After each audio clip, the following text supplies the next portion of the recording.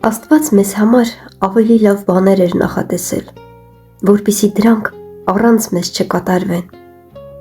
Ուստի մենք էլ, որ շրջապատված ենք վկաների այսչափ բազմությամբ, դեն գցենք ամեն ծանրություն և մեղքը, որ մեզ հեշտությամբ է պաշարում, և համբերատարությամբ ընթանանք մեր առջև բացված մրցասպարեզ, նայենք հավատի զորագլխին և այն կատարողին, Հիսուսին, որն իր առջև դրված ուրախության փոխարեն խաչը հանձն առավ և ամոթն արհամարհելով Աստծու աթոռի աջ կողմում նստեց։ Ուրեմն նրա մասին մտածեք, ով մեղավորների կողմից իր դեմ այսպիսի հակառակություն կրեց, որպեսզի դուք չհոգնեք և չհուսահատվեք։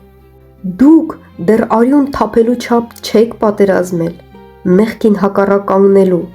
և մոռացել եք այն խրատը, որով ձեզ հետ խոսում է իբրև որդիների։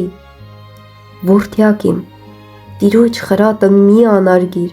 և ոչ էլ նրանից հանդիմանվելու ժամանակ վհատվիր, որովհետև Տերն ում սիրում է, խրատում է, պատժում է ամեն զավակի, որին ընդունում է։ Եթե խրատին համբերեք,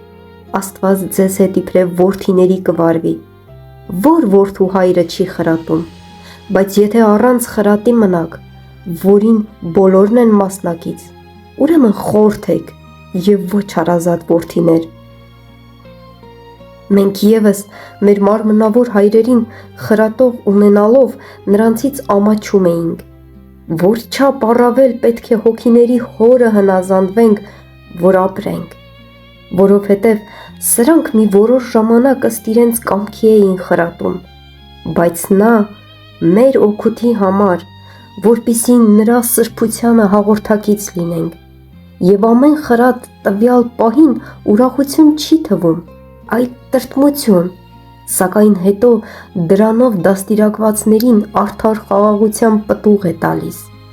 Դրա համար ուղղեք թուլացած ձեռքերն ու տկարացած ծնկերը